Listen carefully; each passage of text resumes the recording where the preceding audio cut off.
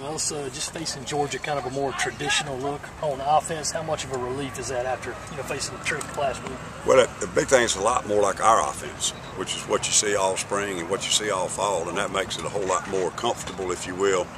A lot of the things we rep in our defense, we played it against East Carolina, but it's a whole lot different when you play it with it. You're going to snap the ball and flip it out there in 2 seconds. And Georgia's got a lot of that stuff. They do a very good job with the spread, and he gets that ball out of his hands quick. And we're going to still have to defend a lot of that type stuff. But they're going to be more physical, and they're going to get in the eye, and they're going to run the ball and mix it a lot better. But it'll be something I think that our players are much more comfortable with seeing. And of course, next week, you change it back to the wishbone. So from week 1, week 2, week 3, this may be the only one our kids are familiar with. You expect to get more sacks this week than last week? Well, what? More sacks. Who knows? They gave a lot to Boise, Yeah, they got behind. Got behind by 20 points, and they were predictable when they had to throw.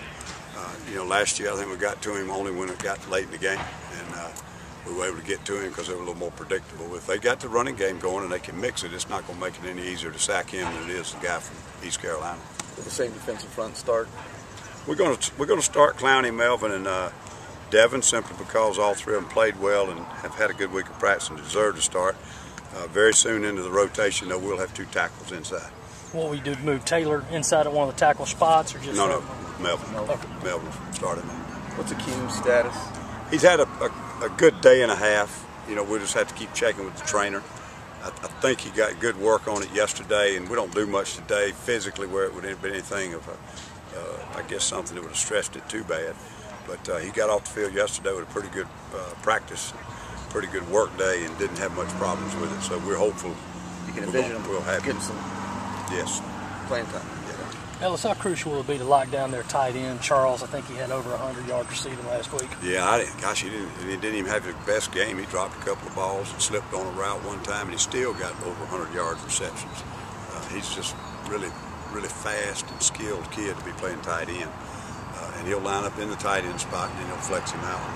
You got to defend him like a wideout. It presents good matchups for them and bad for you if you're playing man. And then of course he can catch it and run with it. Just such a good athlete to be a tight end. Is it one of those things where maybe you got to take a guy like Antonio to kind of shadow him at all times? Well, you can't afford to do that. I mean, we'll have defenses where Antonio will be matched up with him, and we play a lot of coverages when we are playing man, where we got people lurking inside and on the inside routes or playing too deep over the top. But they got good players everywhere, and we don't have any special defense where we put a guy on him. The boxing one will not be used this week. Is Devontae still in the spur? Yes. What do you think the key is to stopping the Georgia offense? Yeah, I just feel like we've got to get them behind schedule, and that comes down to stopping the run and then making them a little more predictable. If it's a mixed game, and it goes into all the facets. If we got great field position and our offense scores points early, and that puts them behind schedule, and we're getting 3 and outs, it all works hand in hand. But I think until you've got those guys way behind, they're just a little bit too balanced to be able to effectively stop them. What you're trying to do then is just manage them. So I think the biggest key is we've got to get them behind schedule. And Boise was able to do that. They played very tough with them early, traded punches, and there was no score for a while. And then all of a sudden, found that our offense broke loose and had them down, and that enabled Boise to play a little bit more of a one-dimension defense. Where do you want to see you guys improve the most from last week? What are you looking for? What areas you really work on? If you get specifics about football, it's tackling, and then some of the coverage technique. But overall, it's just the consistency of doing things. And one thing that contributed to it, we went out and had 2 great series, first series, but possession time makes a big deal. When you start getting tired and you start getting worn out, and then you get over on the bench and you don't even have time to make an adjustment, it factors into all that stuff. And that's where your fundamentals, your techniques, and making adjustments and telling the kids what's happening out there on the field. So it snowballed right there in that 15-minute period because of a lot of things. Once we got to halftime, tweaked up a few things, and they got back out there and got after it a little bit. I think we played pretty well for a while. But I just feel like that's a huge thing. It's time of possession, taking care of the football on our side of the ball, and getting ourselves off the field on 3rd down and on defense. We're our own worst enemy.